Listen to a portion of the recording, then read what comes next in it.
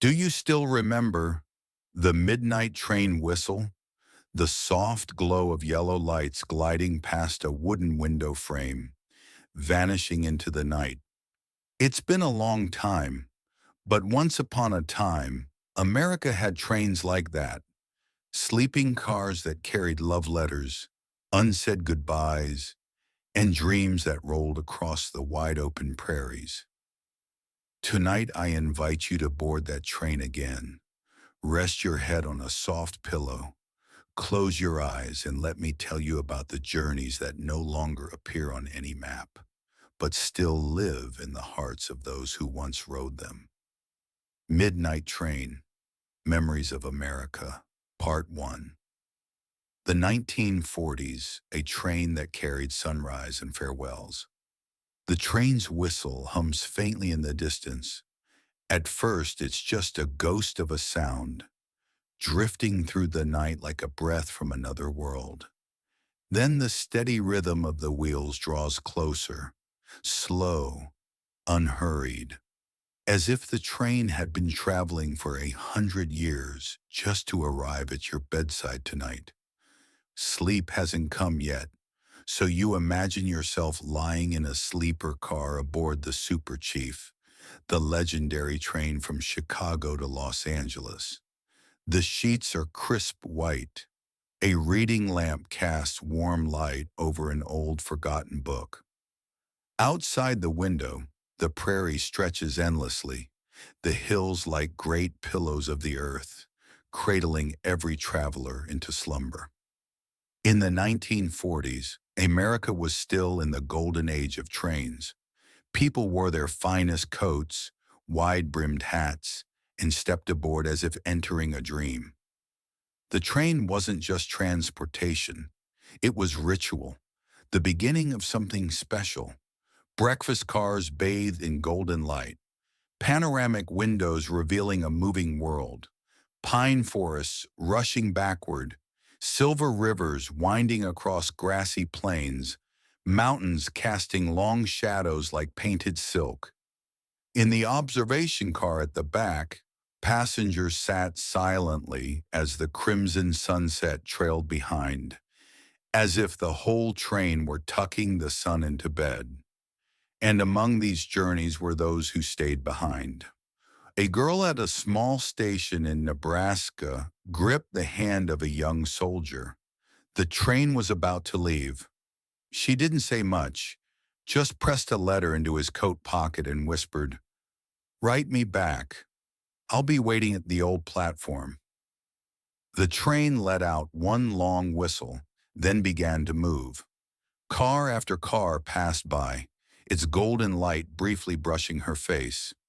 A gentle touch, then gone forever. The soldier didn't look back. Maybe he was afraid that if he did, he wouldn't be able to leave. Inside the train, people slept. Outside, the American night rolled quietly past hills, forests, and tiny towns. And in the heart of a vast country, the train kept moving, carrying sunrises not yet seen and goodbyes that never had the chance to be spoken aloud. Part 2. The 1950s. The last elegant years, the train still hums through the night. You're still there, resting in a soft sleeper car, a warm light glowing gently from a lamp set into dark mahogany walls. There's a faint metallic scent in the air, mingled with the crisp linen sheets and the ghost of coffee drifting in from the dining car down the hall. The 1950s were the twilight years of American rail elegance. After the war, the country stood proud, hopeful. People were buying cars.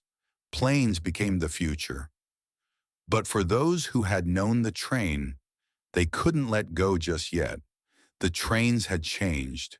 Gone was the chugging rhythm of steam engines, replaced now by the soft, steady murmur of sleek diesel locomotives. But what stayed with people the most was the look and feel of the rail cars, a blend of Art Deco and mid-century modern. Amber leather seats, gold-stitched red velvet curtains, and panoramic windows framing the world as a living painting. One old man recalled a journey from that time. He took his young bride, married less than a month, from New York to New Orleans. They sat near the observation car. She chose it because she loved watching the world roll by. He remembered the way her eyes sparkled as she watched the autumn trees glow red and gold outside the glass. She said every forest was a painting, and every curve of the track was a new melody. On board, dinner was still served with crisp white tablecloths and polished silverware. The waiters wore press uniforms, their smiles soft and warm. People ate slowly, speaking in gentle tones, as if they knew this wasn't just a meal, but a memory in the making. Outside, the American night moved on. Now and then, the glow of a station flickered past like a stray star. A child sat in their father's lap, head nestled into their mother's shoulder, eyes wide not from fear, but wonder. And maybe one day that child will say, I once rode a night train, and it felt like the whole world paused just to listen to it pass. These trains carried the final passengers of a polite, quiet age. But even now, on soft, windless nights, someone remembers the 50s, when America was just modern enough to be proud and just nostalgic enough to hold on to the beautiful things. Part 3, the 1960s to 1970s, the whistle of nostalgia. Tonight the train still runs, not to reach a destination, but to carry you back to the fading days of a quiet era, the 60s and 70s. America was changing fast. Highways stretched like steel arteries across the land. Planes became wings for the modern traveler, and the once proud trains began to fall silent. Routes that once carried poetry now saw fewer and fewer passengers. In 1971, Amtrak was born, a government effort to save what little was left of passenger rail soul. But the further trains faded, the louder their echoes became in the hearts of the old. They couldn't recall the car numbers, the seat patterns, but they remembered this: the midnight whistle cutting through still air, the golden glow sweeping past the wood-framed window of a little house, the quick footsteps of farewell on a misty station platform.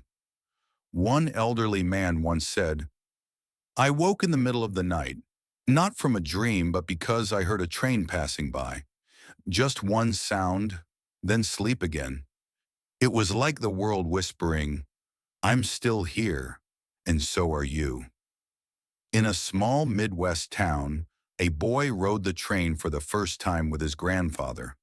That night, he stared out the window.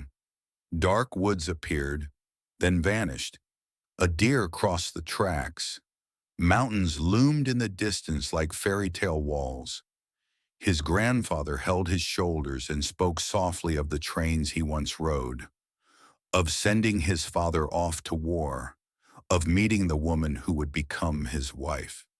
The train rolled on like a dream with no final stop. And at the end of it all, only one thing remains. The sound of the train still lives in the hearts of those who remember.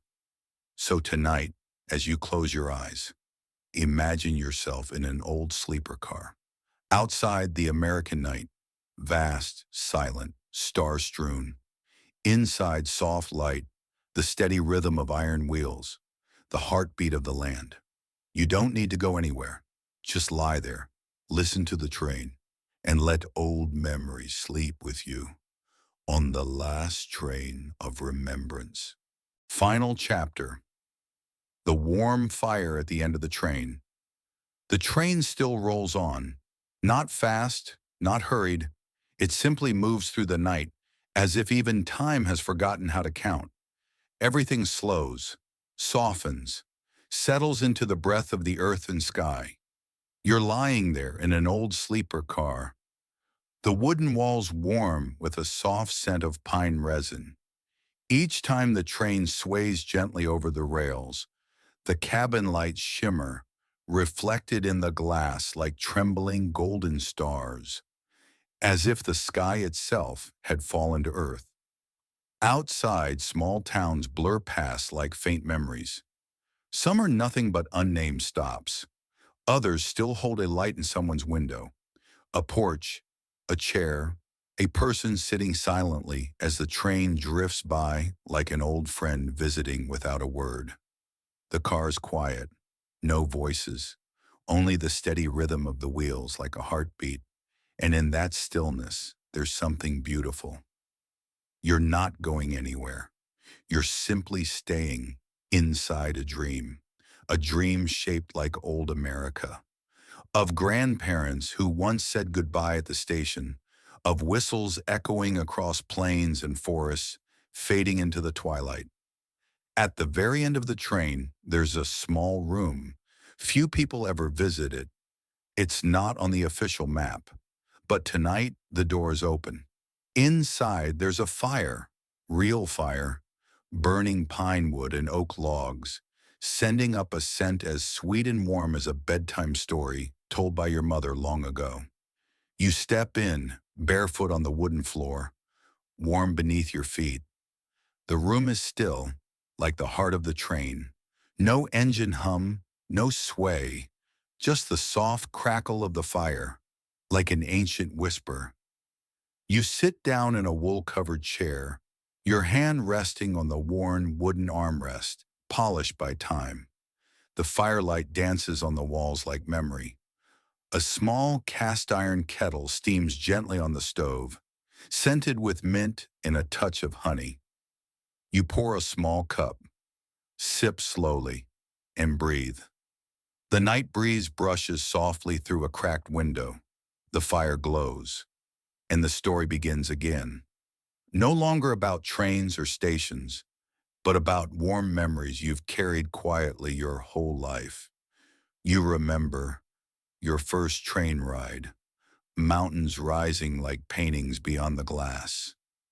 Your grandfather's hand on your shoulder, his other hand pointing to a map.